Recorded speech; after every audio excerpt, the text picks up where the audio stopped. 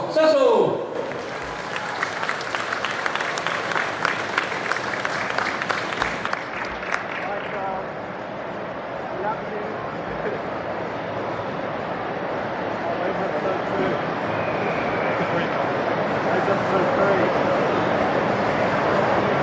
It's great to be here. Now, I say the last time I spoke at one of these events was the very first one in 2009, and it was absolutely brilliant. Where was it? Huddersfield or somewhere. And now it's massive here, so it's a real pleasure to be back. Now, what I wanted to do was talk about broken swords. I think a lot of people, most faces, will hopefully have played and will want to listen to the genesis of broken sword, where it all came from. So that's what I'm going to talk about for about half an hour or so. I can't imagine looking around this area that very many of you were actually even alive in 1981. Has anybody played? Oh, well done. Well, fantastic.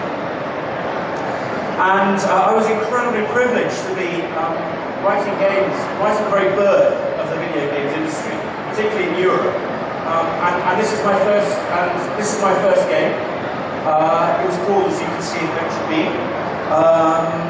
Incredibly uninspired name. And this crappy truck, let's see if this works. Oh yeah, this really crappy truck I drew one evening, and it kind of got in. And the reason, of course, that the game was called Adventure B was because it followed on from somebody else's adventure, which was Adventure A.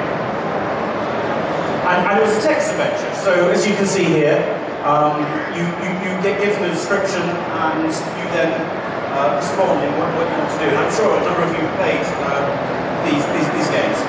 So go north, get the branches, too heavy with leaves, get the leaves, remove the leaves with the stick, you then use the stick to, you get the idea.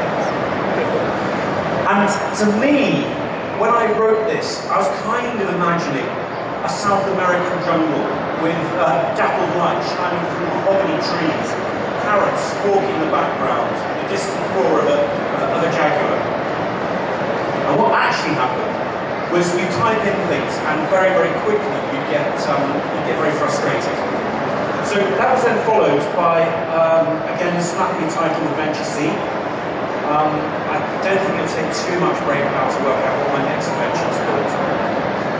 But we actually got much more smart, much more savvy after a bit, put in proper graphics, proper artwork and professional art, and actually did some bitsy office, loads of people. It was going to be absolutely fantastic. US Gold, sorry, it was actually very, very impressive. It was one of the big American companies to come in the very early days, but a tiny, tiny development team. But one of the producers that I met had played the first Adventure B, and he started describing it to me. And he talked about the dappled leaves and the sun shining through the mahogany trees and the distant roar of the jaguar and everything. And I was so pleased because I hadn't realised that actually text adventures, people read them, and they kind of, even though it was pretty badly written and my spelling was terrible, it conveyed the idea pretty well. But at that time,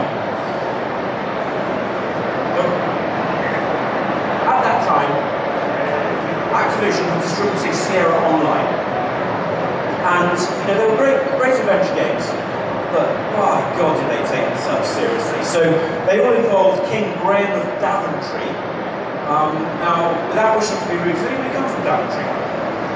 No, good. Daventry is well, I've never been there, but it doesn't have a great reputation, and it's certainly not a place where a king would come from, and if he did, he wouldn't be called Graham. Not that there's anything wrong with the name Graham, but it's just none of it. It was all sort of American kitsch, and it was interesting listening to Tim Schafer, because he was talking about, he was doing exactly the same thing at exactly the same time as Revolution.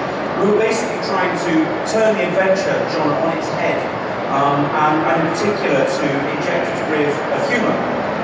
And of course, they came up with Maniac Mansion and there's one, Day of the Tentacle, a great game, and we came up with our games. So adventures were my favourite genre, and when Activision ran into trouble, I decided that I was going to set up my own development company, and so Revolution was born. in 1990. And our mantra was very much to innovate in the adventure genre, and not to take ourselves too seriously. So our first game was called Temptress, and we got some stunningly good reviews. But one of the sort of stories that when I was thinking about what I was going to say that came back to me was that when I left Activision, or when I was made redundant from Activision and I had a bit of time, I worked with the three founders, but in particular two programmers, Tony Warren and David Sykes. And the joy in my life was my PC, my 386, that had cost £2,000, which by today's standards was an awful lot of money. And we were really excited to pitch this game to Microsoft.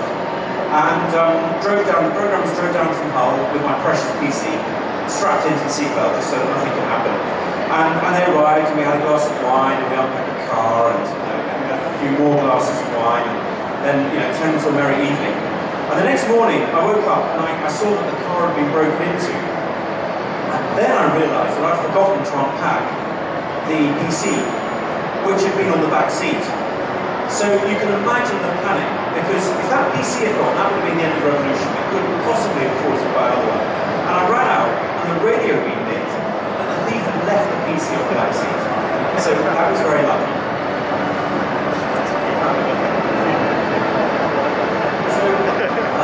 This was kind of interesting because this introduced an idea called virtual theatre, where you'd actually give commands to characters. So you had a sidekick called Rat Pouch, and you could tell Rat Pouch to go to any location that you know, and then pick up any objects that you'd see. And it kind of introduced the idea of much more, well, emergent gameplay. We became a lot more conservative after that, and in many ways going forward I'd like to get back to some of these ideas. One of the things that I felt very passionately when we were writing our games was that women were depicted really, really badly in a really puerile way. And so it's kind of ironic that the game was called Temptress. We were about to finish it for a company called Microsoft, and they asked me to come up with a name, so I came up with loads of names, and at the bottom I put Temptress in brackets. We can't call it this because, anyway, of course they came back and said, it's got to be called Temptress. To which I replied, well, that's all very well, but there are two problems. The first one is there's no luring, and the second is there's no Temptress. So they said, well, can't you put one in? We'll give you 3 months. So we basically totally rewrote the game to fit a name that we liked, which is rather strange. That was followed in 1994 by a game called Beneath the Steel Sky, which we wrote with a wonderful comic book artist called Dave Gibbons. A number of you will know him, I'm sure, as the artist and co-creator of Watchmen and many other excellent graphic novels.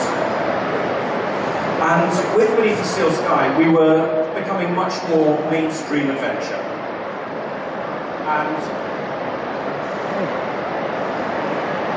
And that was then followed in about 1993 when we started writing Broken Sword. New game for the 21st century, this is something that Dave feels, and we discussed. We very much need to bring it up to date, both from a creative perspective and also from a technical perspective, because the great thing about the Joey and Joey board is the ability to command. So in many ways I'd like to go back when we do it to what we did previously in Temptress. We played Temptress, but the ability to actually give commands and watch it, and it feels much more emergent in the gameplay. So the honest answer to that is that it's not something we're immediately doing, because it is something we're talking with Dave about, and we would have to work with Dave, and we want to work with Dave, and it will happen at some point, but it's not immediate. Thank you.